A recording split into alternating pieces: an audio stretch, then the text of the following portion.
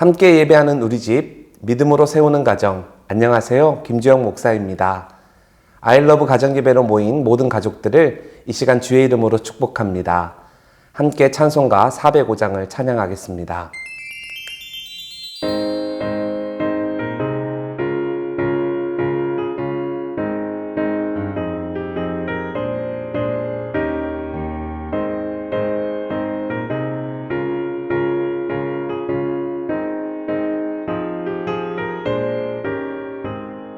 주의 친절한 화려한 기세 우리 마음이 평안하리니 항상 기쁘고 복이 되겠네. 영원하신 화려한 기세 주의 발에 그 크신 화려한 기세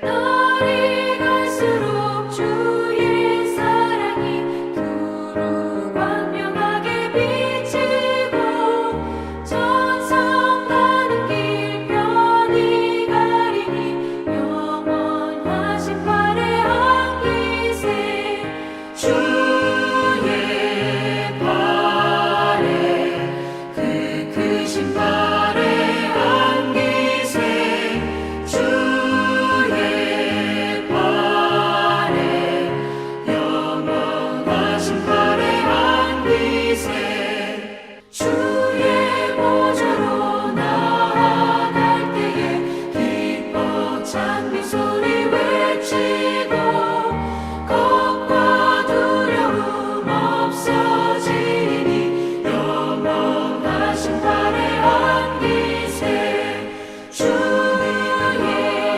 좌에 그 크신 화려한 기세 주의 좌에 영원하신 화려한 기세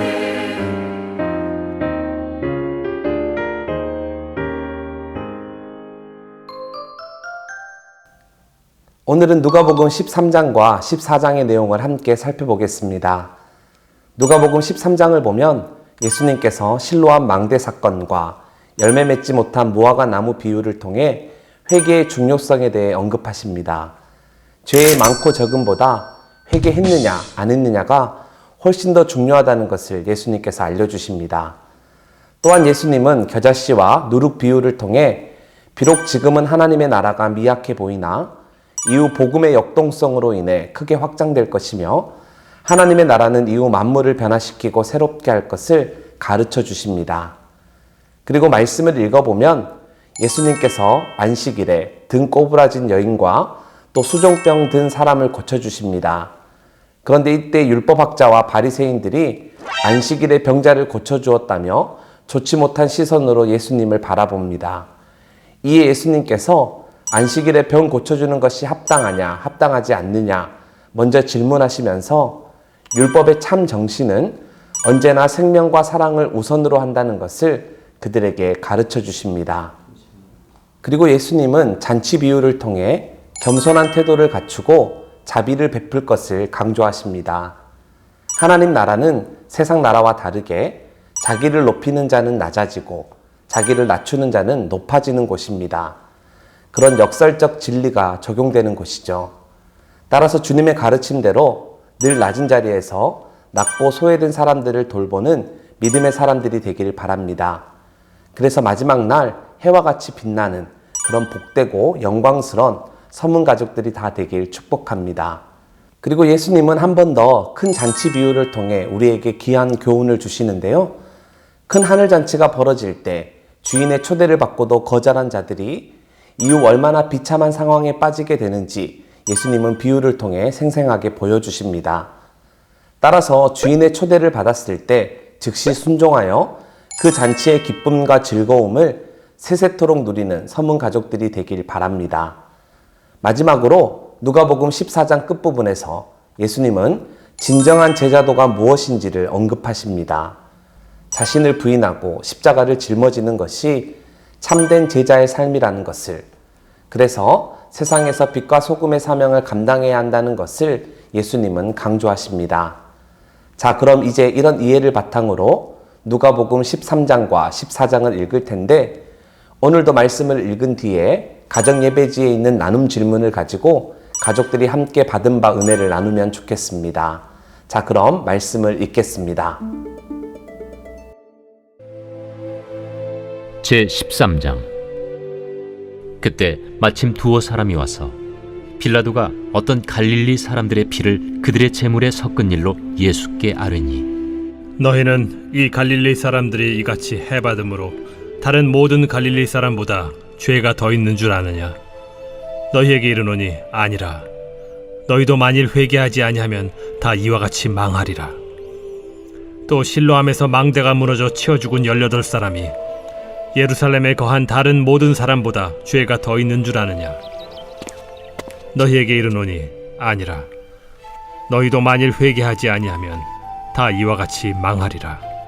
이에 비유로 말씀하시되, 한 사람이 포도원에 무화과나무를 심은 것이 있더니 와서 그 열매를 구하였으나 얻지 못한지라.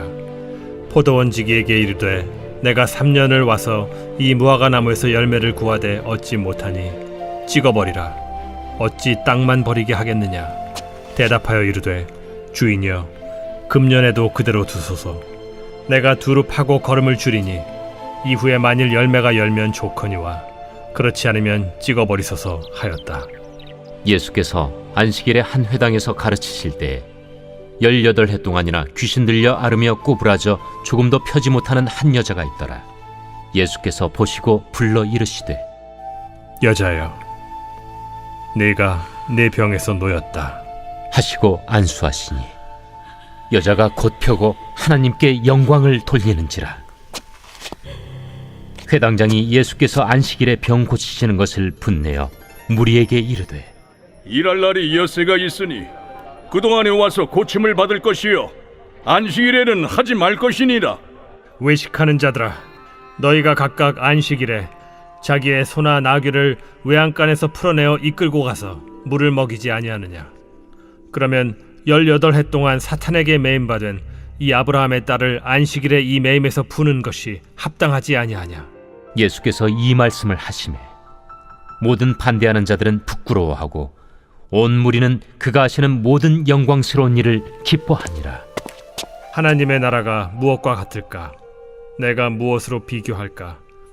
마치 사람이 자기 채소밭에 갖다 심은 겨자씨 하나 같으니 자라 나무가 되어 공중의 새들이 그 가지에 깃들였느니라.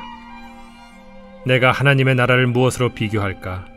마치 여자가 가루 서말 속에 갖다 넣어 전부 부풀게 한 누룩과 같으니라. 예수께서 각성 각 마을로 다니사 가르치시며 예루살렘으로 여행하시더니 어떤 사람이 여짜오되, 주여, 구원을 받는 자가 적으니까? 좁은 문으로 들어가기를 힘쓰라. 내가 너희에게 이르노니 들어가기를 구하여도 못하는 자가 많으리라.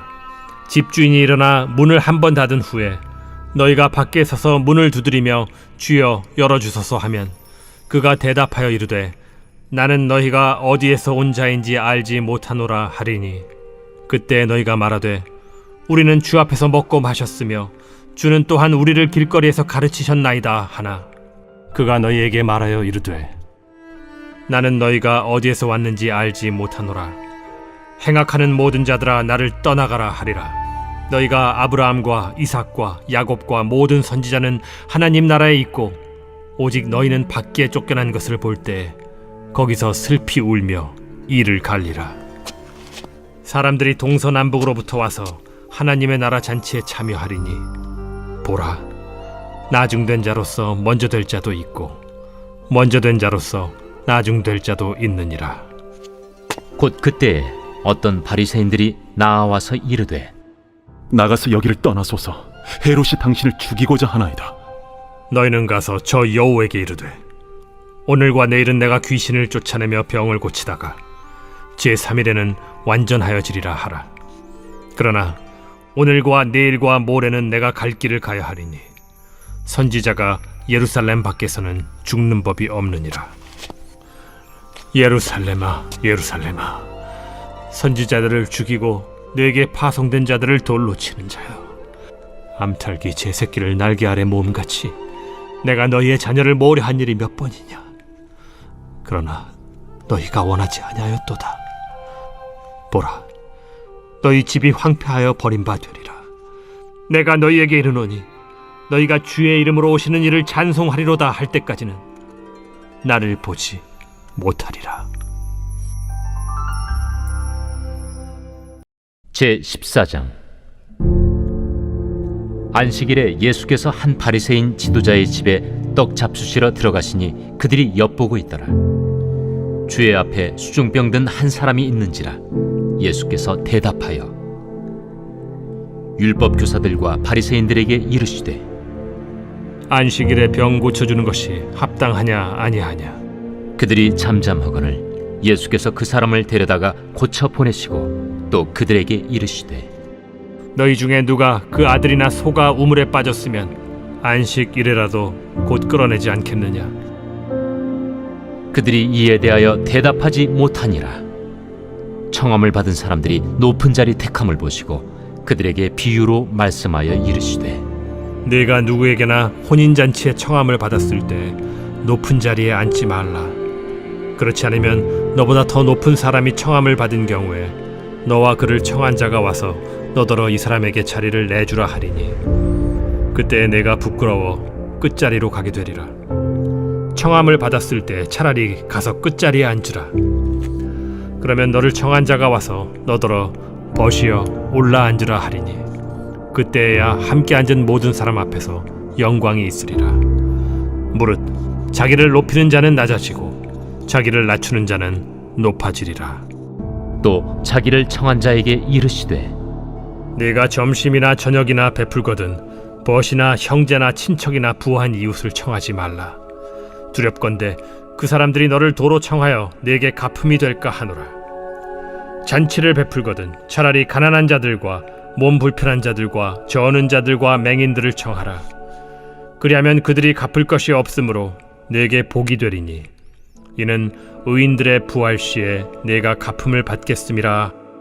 함께 먹는 사람 중에 하나가 이 말을 듣고 이르되 무릇 하나님의 나라에서 떡을 먹는 자는 복되도다.